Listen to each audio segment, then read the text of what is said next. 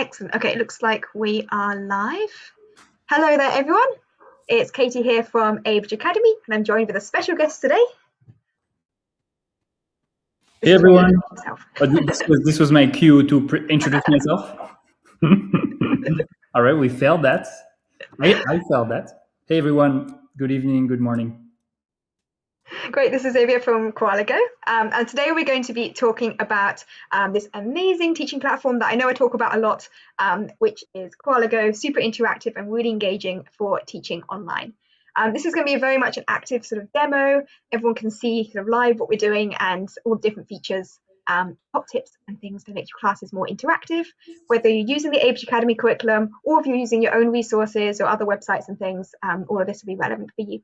And we're also shared in the description, and I'll put a link in the chat in a moment as well, a link for you to get a free first month of Koala Go and a discount off your paid subscription after that as well, if you would like to try out if you're new to Koala. So do you want to just let us know in the chat that everything's working okay? Let us know where you're tuning in from. It's great to get an idea of who's joining us. And while everyone's doing that, should I just pass this over to you, Xavier? Do you want to tell us a bit more about Koala Go? And yeah. For sure, and thank you so much, Katie, for inviting me. So Koala Go is an online teaching platform that you guys can use if you're teaching young students one-on-one. I may even say it's the best online teaching platform, but I'm very biased, obviously, because I'm one of the two co-founders of Koala. We started this in 2018 with Ben, my co-founder. We both met at Apple a few years back, and we wanted to use our humble skills in technology to help teachers. That was pre-pandemic, and then the pandemic happened, so we grew a bit during that time because obviously a lot of people needed an online platform to teach, and then there is something happened with VIP Kid.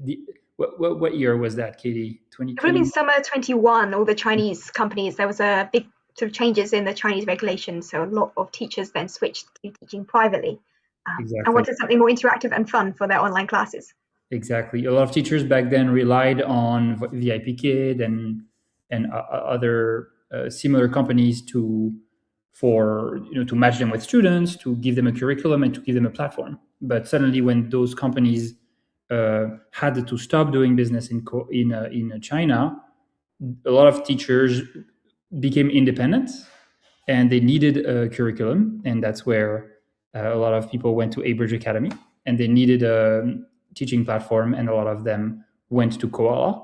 But back then, we were missing essential features, such as the ability to open web content, such as the Genially Age Academy ESL curriculum, and interact with it, meaning like you can drag and drop. Your students can drag and drop as well, even if your student uses an iPad, etc. So Katie came to us and she said, guys, Koala is cool, but you're missing a couple essential features. Could you please add this and this?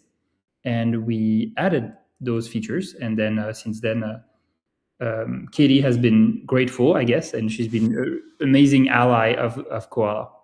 So sorry, that was a little bit of a long story. I'm here for you guys. I'm happy to do a full demo of Koala Go from scratch, but I think what's more valuable for you guys is if you tell me what's your level of expertise of Koala.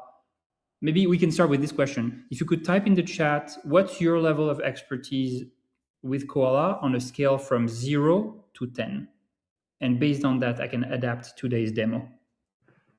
Fantastic. I think we'll probably have a mixture of different people joining us today, because I sent it to the kind of whole email list of some people I know are already using Koala Go, and there are also many teachers who haven't yet discovered this amazing platform, which, yeah, as Xavier was saying, when Koala Go, you had something called Koala 3D previously, which was very similar to Koala Go in some ways, but there were a few things. So I remember reaching out and we talked all about this, and at the time you were working on developing Koala Go, and I think it was fantastic that you are listening to teachers and kind of putting in place the features and things that we actually needed, which was really great. I know a lot of other teachers also really appreciate the support and the kind of collaboration that Koala Go has with teachers, which is fantastic. I'm not seeing anyone in the comments. Let us know in the chat. Just dump the number in the chat. You don't need to write a whole sentence. From 0 to 10. confident you feel at the moment, or where you're at with Koala Go previously. Sounds good. We have a lot of people lurking. Yeah, exactly. So yeah, I can give you a demo of Koala, and maybe we can get started. And Katie, maybe you can interrupt me if there is any questions. So I'm happy to answer them as they come. And yeah. And we'll Shall go I share my screen? I've got here, this is just from one I was playing with earlier. Let's open a blank activity. So when you first open Koala, you end up on this whiteboard page. Xavier, can I add you as a student on here, or is that going to mess things up with our screen sharing at the moment? Yeah. The videos. We'll see if this is going to work. So if I may, comment real quick. So you see up there, and maybe, yeah. So you see up there, Katie clicked on invite student in the top left, and then this window popped up, which has a link. And this is important. This is your student invite link. It's the link associated with your classroom. And you send that to all of your students. If your student is in China, you'll see that there's a little box right underneath, and the link starts with cn. Do you mind, Katie, do you mind clicking the top left? Hang on, let me a second. I'm just going to send you the link as well, so you can join if you'd like to be able to do things. So the top left. Yeah, top left. Yeah, you see, if your student's in China, you're going to click on this little box. Yeah, exactly. And then the link slightly changes. So that will be the link that you will send to your students. Thank you, Katie. I will join your classroom now. Perfect. We'll mute in Koala. Maybe that makes sense. I'm just turning off my camera and audio in Koala just so it doesn't mess things up. And as you see, Xavier just says, it pops up in the corner, Xavier would like to join, and you click accept to let the student into your classroom.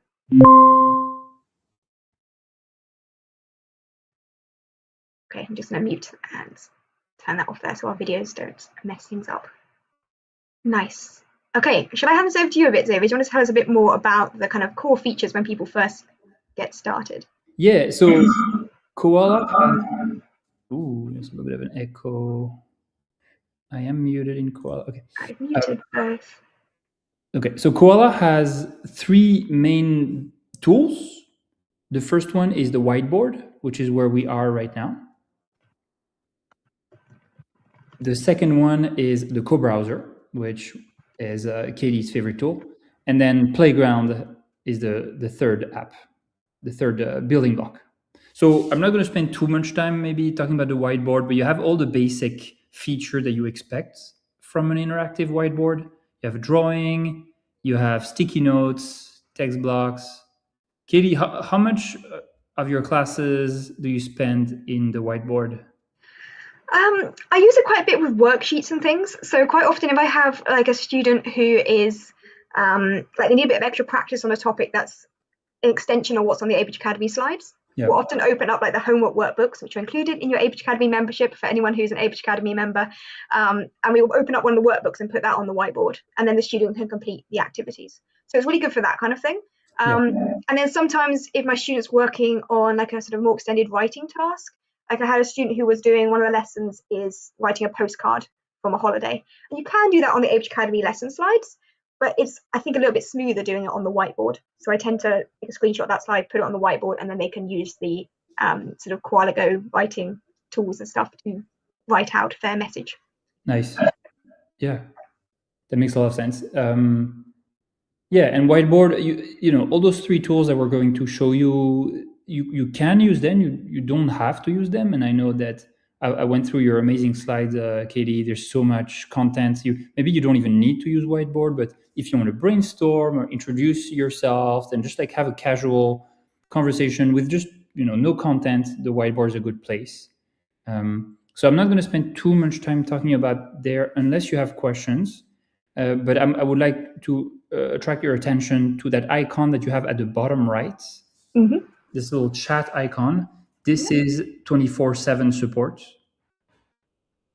So I encourage you to use it if you need it. We have a team we have a small team of 8 people at Koala, but we're a little bit all over the globe, in the Philippines, in the US, in Africa. So at any time, you have help from our team by asking questions. I don't know, Katie, do you sometimes use the 24/7 chat?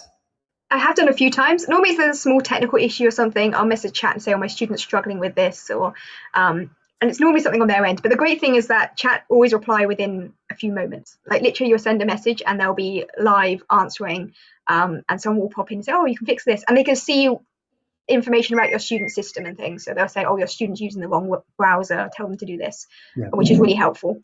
So yeah, I think the chat's great, and literally no other teaching platform I've ever used has had this kind of live support. You know, if you try and email Zoom or something saying that something's not working, it'll take them like a week to get back to you.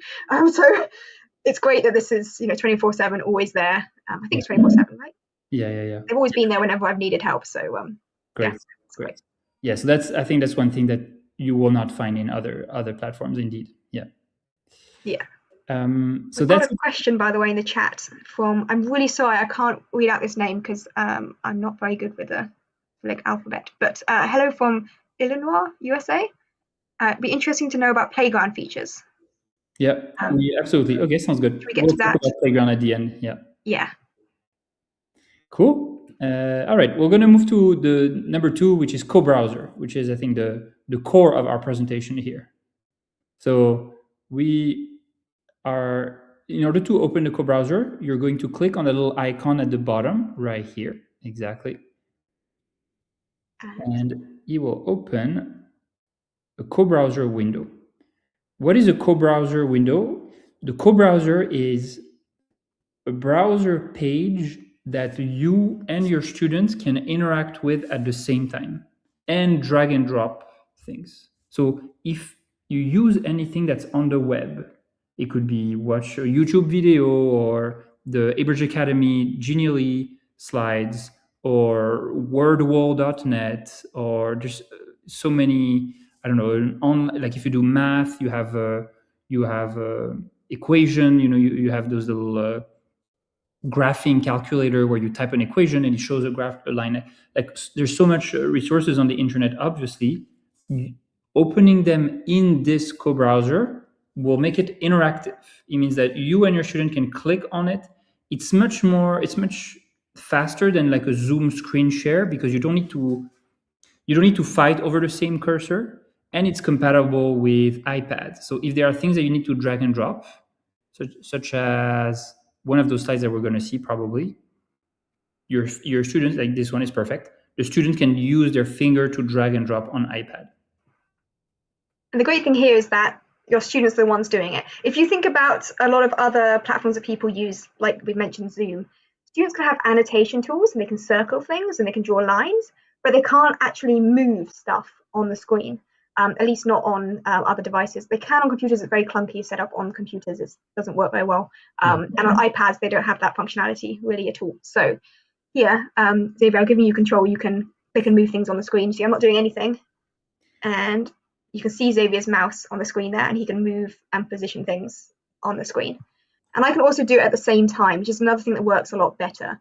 I find on Zoom, you end up fighting over the mouse a lot to control things.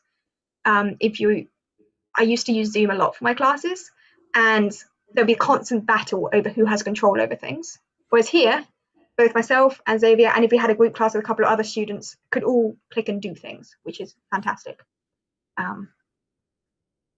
So, yeah. And if you may not see it because I think there's our videos on a wave kind of on the left side right now. If you ever want to remove, amazing. Yeah, if you ever, so you see I'm on the left here in Koala. You can disable or enable my co-browser control by clicking on this button. Yeah, exactly. So if you have a kid that's a little bit rowdy and moving things around, you can always disable their control. Same with the pen as well. We'll show you that there's a pen tool at the bottom here where you can sort of circle and draw things on the screen. And again, I sometimes have a few students who get a bit too excited or really hate my lesson or something and decide it'd be a great idea to just sort of scribble all over everything, which is obviously a bit annoying. So again, you can just disable the tools here, which is really convenient. Yeah. Anything else that's worth pointing out here on the co-browser? Does anyone have any questions about the co-browser? I feel like it's got so much potential and it's just super, super useful. I think we covered most of the in the co-browser. Get started. Yeah, so in the bottom right, you see that there's a drop-down menu. It says student, and then there's a Yes. drop-down menu with 3 options: Europe, North America. Europe, Asia, and North America, I think. So you'll need to choose here the server that is the closest to your students. That will just optimize latency. It's not that big a deal if you choose the wrong server, but it will increase the latency. Yeah, and also I find if there ever is any issues, often switching the server fixes any minor problems if there is anything. But yeah, that's exactly worth pointing out. Anything else here? The normal buttons you have also on the whiteboard are also here. Like there's a reward thing, and you can give stars to your student. Confetti. The little dice is quite helpful for a lot of the games. So some of the Age Academy activities, like I don't know, this one. This was a lesson reviewing parts of the body. You can like number. Ooh, what's happened to my pen there? Let's make that a bit smaller. You can number the different parts and then use the dice tool to play games. So small things like that can make your lessons just that little bit more fun. Okay. So am I supposed to raise my hand because the dice you rolled a 3? So this lesson was looking at parts of the body. So I say like, what's this? Hand. Yay! Great job. And so you can, it's just little ways to gamify your lessons a bit more, which is really helpful.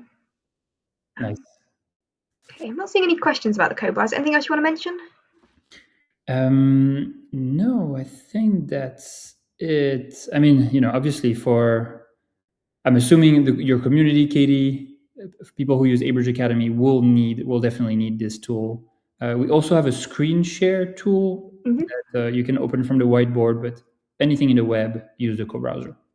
Yeah, so there's screen share at the top left here. I have my face covering it. You can just about see it above my head. And you can screen share. If for some reason you're having issues with the co-browser, only have to do that once or twice ever, but you can screen share things. It's quite useful. And before we move to Playground, yeah, that's a good question. I also wanted to ask about lesson recordings. How can I record and save a lesson? Will the recording be shared as a link or will it be saved as a file? Thank you. So I wish we would know how to spell this, spell your first name. I'm sorry. But is that Cyrillic or is that Greek? I thought it was Cyrillic, but it might be Greek. I'm really sorry. I also... Let us know how to address you, ideally in the Latin alphabet. We're super helpful. Otherwise, apologies. Yes, but long story short, yes. You see there's a button in the top left that Katie's showing right now. It says record, so you can record your class. So if you click on it, you click on record at the beginning. Maybe Katie, you can do it. Yeah, and then you will say rec and blinking, and your student will also see rec blinking. And then at the end, once you want to stop the recording, just click there, and it will save locally on your computer in your downloads folder. Yeah, it pops up. I don't think you can see it when I'm screen sharing here in Wave, but it pops up with a thing like, where do you want to save this file? Same as if you download anything normally from the internet, and then you can send it to your students. It's not a link. A link, yeah. But however, Valentina, yes, an option that we have also but it's for bigger businesses. If you have more tutors in your team, 5 tutors and more, basically, if you do more than 100 hours of classes per month, we have a business plan, Koala Business, which offers a way to automatically record every single class and share it. It's on a secure cloud, and then you can share the link of individual recordings. Yeah, so that's a good option. I think particularly businesses like tutoring agencies or where you've got lots of teachers and you want to have all the recordings organized and sort of available. That makes a lot of sense. Exactly. For me, I find it really easy with the download. It downloads at quite a small, like the file size is actually quite small because it's using the WebP or something format. So it's small enough that you can attach it to emails or send it on through messages through like WeChat, for example. You use the recording feature, Katie? I do. I record all of my lessons and I just send it to my students. Most of my students are in China, so we message via WeChat, and you can just upload it in your WeChat chat and send it to them. Another approach I know some people do is they'll upload it to a folder like on Google Drive or something like that, and then you can share a link depending on what's convenient for you. Maybe not Google Drive if your students are in China. That's no. But yeah, and Yeah, what's the equivalent is QQ Docs, is basically the same as Google perfect, Drive. perfect. And what do the students do with the recordings of your class? As far as I can tell, they don't really look at them. I'm going to be honest, but the parents like to see them. Got it. Yeah, I remember having a big discussion about this when you first launched Koala Go. I think it didn't have recordings at the time, Yeah. and I was using Zoom previously, which did have a kind of cloud recording feature. Yeah. And I looked at, you can see on Zoom like how many people have actually looked at the Yeah. recording, and I Yeah. looked through the list of all the recordings I'd done, and they had like 0 views the whole time. 0 No one views. actually Yeah. looked at any of them. It's kind of peace of mind maybe for parents to be able Yeah, to see it. it's a nice to have, I think, but I don't think they find it. They don't Yeah. actually look at them. The kids are too busy to actually watch it back. Yeah. Okay. No, I was wondering if some students watch it in order to reinforce the learning, but I guess they end Maybe. up. I can see why you mentioned it with the business plan, though, having the cloud recordings and stuff is useful because when you're running an agency, it's useful to be able to check recordings if there's any questions about things. Exactly. Yeah. It's kind of a peace of mind for the owner, and then make Yeah, sure everything's okay for quality control, things like this. Yeah. exactly. Nice. Cool. Okay. Yeah, so I guess we can move to your first question, Valentina, which was about playground. And then, so in order to open the playground, you're going to click on the icon that's right next to the co-browser icon, exactly, at the little squirrel, and you click, and it will open playground. So playground is the third and last building block of Koala. This is where Koala is very different from other platforms that you will find out there. We went a little cray cray, and we thought, sorry, let me up. We thought that it would be a good idea to build a tool for kids who have a hard time focusing on their online classes. We know that sometimes, like, if you ask a 7-year-old to be on Zoom for 1 hour straight, they get pretty bored. So we wanted to kind of meet them where they are, and build a tool that looks more like a video game, like Minecraft or Roblox, but that at the same time provides tools for the teachers to teach a full class. So today, I know it can seem a little daunting, but you don't have to use Playground. This is a tool for you to use only if you want to. We have several teachers who use Playground exclusively to teach all their classes, but we also have teachers who don't use it at all. So it's really up to you. We'll just show you a few features of Playground. The thing I want to also point out, there's lots of pre-made templates on for Playground too. So, like if you want to do a kind of escape room type thing where students have to answer a question to unlock a door to the next part of the kind of playground activity, there's lots of ones that are pre-made for that. So it saves you a lot of time when you're building these things. Yeah. And I can maybe show you some examples later if you want to see stuff that I've done with my students. I'd love to see how you use Playground. Yeah. Yeah, I mean, should we do that now, or should we demo some of the features on here, on the Maybe blank we start one? with you. Start with you. I Let's think do it's more that. interesting than me giving the templates demo. I can show you, this is quite a lot of fun as an example. This one took a lot of effort. So I'll show you one that takes a lot of effort to put together, and then I can show you a few examples that are much quicker and easier that teachers can do without loads of prep work. So this one was called Dinosaur Island. For anyone who knows, I live on the UK's Dinosaur Island, so this is quite a kind of inspired by my local area sort of topic. And it was like a reading kind of activity for students. It takes slightly long to load because there's more images on this. And basically it's kind of this escape room style where you have to answer questions to unlock the next part of the activity. And it's using lots of the more interactive question style activities where you have to answer a question correctly to open the door, that kind of thing. If I just zoom out a bit, you can see it's sort of set up like an island. And then they go inside this mountain, and there's a bit of exploration and stuff over there. And I normally start off. I like using the first person view. Actually, this is worth pointing out. This eye button at the bottom here, looks like an eye. You can switch between top down view, which is nice for an overview of things. But when I'm actually teaching, I spend most of the time in the first person view, and most of my students do as well. And then you just walk around using the mouse keys. If your students have ever played like Minecraft or Roblox or any of those sort of games, they will be very intuitive to them figuring out what to do. And yeah, there's like reading exercise questions, and then there's these kind of gap fill type questions. And you can see Xavier with his avatar, he can move and drag and drop and match the activities here. I picked quite a difficult one. This one requires a bit of thinking.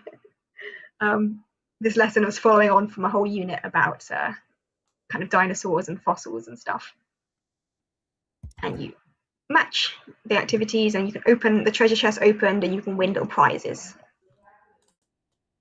which is so cool. Kind of fun. You created this yourself? Yeah, this one is actually available in the Koala marketplace if anyone wants to buy the same lesson that I pre-made. And I put all this together. It's actually based on one of the Age Academy lessons. And this one here is talking about the sort of the layers of fossils that you find in rock, under the ground and stuff. So the newest ones are at the top, oldest ones at the bottom. So cool, so cool, nice. And then it opens a door to go to the next part. So, okay, I'm going to take a break real quick. So what Katie built is fantastic, but what we find from our community is that only 5% of teachers actually end up creating this content like this. So this is just showing you what's possible, what crazy people like Katie end up building. But 95% of you will purchase from the crazy ones, the 5% of crazy ones that wants to create. And when I say crazy one, I mean it in a good way. For me, in my book, it's a compliment, Katie. So indeed, Katie briefly mentioned a marketplace, which you can see here if you scroll all the way up, and maybe you'll need to move our camera icons real quick. It's going to show this. There we go. Yeah, so there's a way to go to the marketplace. The marketplace, we just freshened it up. So this is a place where you can find all the creations from all the teachers that decided to publish it. Some are free, some are paid. When you purchase an activity on the marketplace, 85% of the proceeds go to the teacher who created the activity. 15% go to us at Koala to run the platform. So that means you don't need to spend hours and hours and hours creating content. You can just go here, download content, and open it in Koala. Yeah, and I mean, you can just browse and have a look at what's available, but it's great because you can filter and find things like here's all the free stuff, for example, filter it for playground activities. There's lots of resources here that save you a lot of time. So not to do a big sales pitch, but there's lots of options there to check out. Yeah. I also want to show you a few of the kind of low prep activities and things I've done, which I think might be more helpful for teachers to see. Maybe this one here.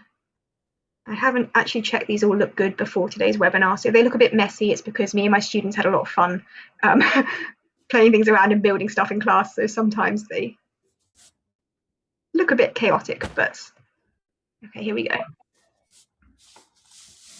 So this one I called this Shopping Street, and this is just one of my students. We were doing a unit that was talking about like ordering food and some discussions, asking for a refund, I don't know, going to the library and asking about books, that kind of stuff. And this is like a kind of role play based world. And although it looks like a lot, literally all it is, if you look from above, is a few blocks in a square. And then I just took screenshots of the bits from the lesson slides of like the menu and put it on the whiteboards here. And that was it. And the images for the fonts I just found on the internet, some images like that. So you don't have to make it super complicated. This took about 5 minutes to create, just like this one room with the kind of coffee thing. And so it doesn't look super fancy, but students love it. And then you can role play, using the prompts that you can put on little cards and stuff here that are based on what you've been doing in your main lessons. You can then ask those sort of questions and act out. In this case, it was ordering coffee, for example. So this is a very low prep kind of activity you can do. I know, Xavier, you got anything much to say about this one? It's not super exciting, but it's... No, I mean, I think... Role plays. I think role play is one of the best way to learn language, right? Like immersion and traveling to the country where you want to learn the target language is the best way to learn a language. So this is kind of the next best thing that you can do from your computer and reenact, and especially with children with their endless imagination, you can have so much fun and they don't even realize that they're learning. So yeah, this is the kind of thing you have anyway. If you're using Age Academy, you have this kind of role plays on the lesson slides anyway, but it's just a slide and a picture of like your face you can put there and have the discussion points, whereas here they can feel like they're in a cafe, that immersive environment, I think. And one other one I think is also worth looking at is, I think this one I built in about 10 minutes before the start of a lesson when I realized, mad panic, I needed to prep something. And I promised my student we were going to play in our 3D game world, and I forgot to prep beforehand. So you can see what you can throw together very quickly. And this was using the pre-made templates. What am I doing here? Oh, I've landed in a weird point. Oh no, here we are. This was using one of the pre-made Koala templates. So it looks like there's a lot going on, but all of this was pre-made. Like I didn't have to build anything. It was in one of the pre-made structures. And then I basically just copy and pasted some questions and stuff that I already had from lesson slides or from, I think this was actually looking at some exam style questions. And I just put them on the screen on these little whiteboards, which again was already pre-made in the template that I used. As you can see, I did this with a student already, so I've already highlighted stuff. Originally, I didn't have the highlighting or the text on the side because I did that with the student. But yeah, So I don't know, Valentina, I don't know if we answer your questions about Playground and if you have any follow-ups. But yeah, but this kind of thing you can throw together quite quickly using the pre-made templates is probably the main thing I wanted to get across here. Valentina, you got any questions? I think so. If you ask specifically about Playground features, are there any other features you think would be worth highlighting?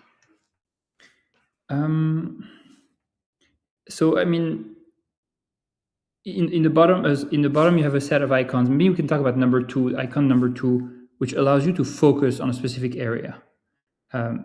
So as soon as Katie clicked on focus tool and then highlighted that blackboard, my view as the student is set on that blackboard. So I can't run around, I can't jump, etc. So this is a tool for you, teacher, to make the Playground experience more instructional. Yeah, and then it forces them to do the activity. You have some kids who get very excited about running around, so and then they can move and do activities. And so, and speaking of Playground and running around, like, a lot of teachers actually use Playground only for the last 5 minutes of a long 1-hour class as a reward. It's a recess time. You can run around and bond with your teachers and play and get them excited about coming back next time, because a lot of initially, Koala was focused on kids with learning differences such as dyslexia, and a lot of kids that have dyslexia, they don't associate fun with learning. It's a dread. It's painful. It's sometimes humiliating. So we wanted to build an environment that's stress-free. So feel free to use that Playground as a stress-free recess place rather than just learning. It's really up to you. Also, I find it's quite fun to build stuff with students. Once they're a bit familiar with it, I wouldn't do this on the first time they've been in Playground, but once they're a bit more familiar with it, you can get them to build their own creations. Like the one I showed you earlier with the shopping street. Chloe, that my student who's I used that lesson with, she helped build some of the kind of follow-on shops that we did. So I said, we're going to the library, how big do you want our library to be? Let's build this. And she was going to create it and suggest ideas of what we want to put in the library, that kind of thing. So that can be a lot of fun. As maybe worth pointing out some of the building tools might be useful to mention here as well. Yeah, so maybe we're going to exit the focus tool. Maybe we can you open a plain grass field? Maybe don't erase this activity. Maybe, go back to... let me just... Yeah, exactly. Just a blank activity, perfect. And then you go to Playground, and then we're going to click in the top right on those 3 lines and reset Playground and choose the first one, plain grass field. So this is a plain grass field, as its name indicates. And we're going to see what we can do. So if you click on the second to the last icon this one,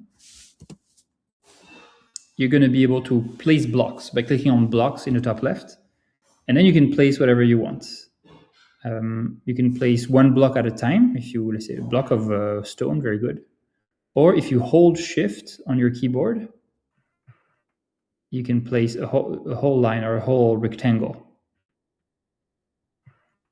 Exactly. So you see, Katie just built a whole wall. And then you can place... so now we're going to click on back.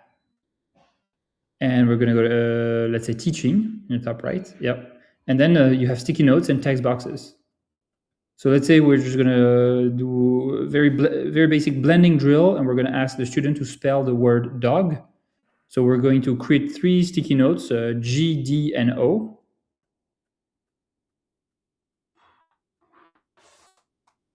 Yep.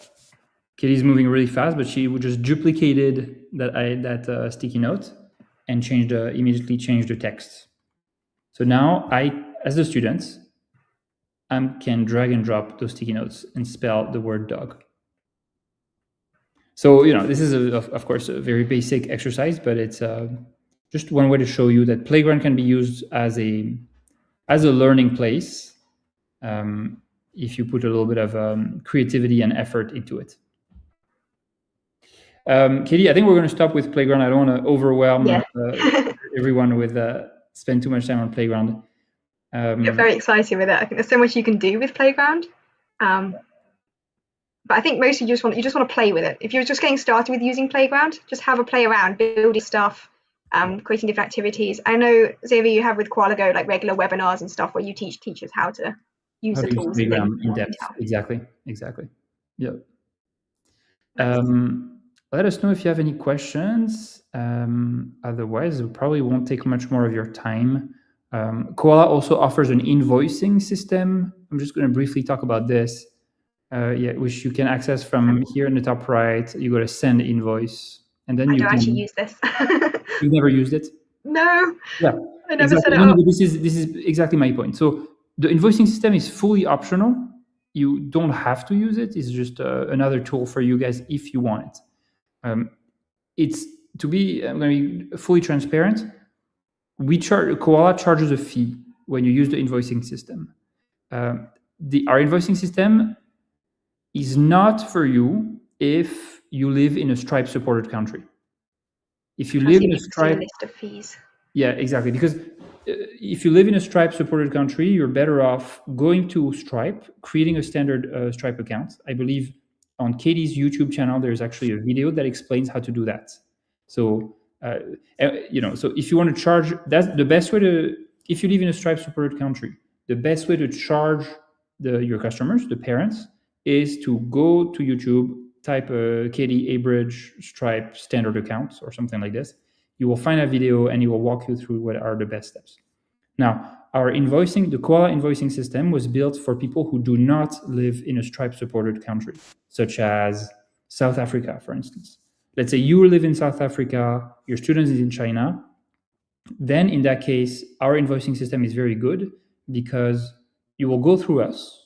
You will say, hey, I want to send a $100 invoice to my student in China. We, Koala, will send that invoice to the parents. We'll wait for the parents to pay us using WeChat or Alipay, which is what they use there. And then we will take a cut, a 3.5 or 3.5% fee. And then we will also have to pay Stripe for their fee. And sometimes even WeChat Pay adds a fee now that's new. And then we will send you what's left, which is sometimes 7-8% less than what the parent said. So this is for you the bottom line is this is for you if you live in a country where Stripe is not supported. And if you want to know, just type on Ask ChatGPT or Ask Gemini or Ask Google if your country if Stripe is supported in your country. Yeah, I know a lot of teachers do use the Stripe, the Koala Go invoicing. But personally, because I'm in a Stripe supported country, I've never really looked into it. I'm going to be honest. But yeah. Yeah. You're doing exactly what you should be doing. Yeah. Nice. I don't think there's anything else we should mention before we finish up. Maybe we should mention the discount we've got for everyone. The link is in the chat. And I'll pop the link in there again if anyone needs it. Yeah. So because Katie is an affiliate, a Koala affiliate. She actually, if you follow the link that she just put in the chat a little bit earlier, you will be able to get 20% off. So if you want to give a try to Koala, that's the best way. Sorry, not only you get a 20% off, but you also get 1 month of one free month of the Pro plan. So I encourage you guys, if you are interested in trying Koala with your students, to use that link that Katie just put in the chat. Yeah. So, and it gives you 1 month for free, and then that discount as well for the first year too. That's right. Which is a nice big discount. So worth going through the link. We've just had a question in the chat from, sorry, again, your name's not showing up, I apologize, but L are some numbers. I have to work on lesson space. Can this be shared on that platform? Technically, yes, you could share it on that platform, but lesson space is an alternative to Koala. So if you have to work on lesson space, it doesn't really make sense to share Koala content. If you use lesson space, you should just be using lesson space. I think they have a co-browser. I'm not 100% sure. I know they were planning on launching one because they reached out to me at Abridge Academy saying they were interested in launching a co-browser, and then they never got around to getting back to me. I think they launched it, but it's an add-on that you have to pay extra, and lesson space is already more expensive than Koala. So if anyone is deliberating between the two, I would go with Koala because it has all of this built in and it's cheaper. So yeah, but LRMW, it sounds like if you want to put me in touch with your manager that's asking you to use lesson space, I can show them Koala and maybe they will prefer it. Yeah, good idea. Okay, got a question here from Erba Kindle. From me in the UK, thanks a lot. As Valentina said, it was very interesting and informative. I'm glad. Thank you so much. Great, yeah, thank you so much for joining us, everyone. I feel like we could probably just wrap things up here. Last chance for any last-minute questions. Otherwise, thank you so much for having me, Katie. Yeah, thank you so much for joining us. I really appreciate it.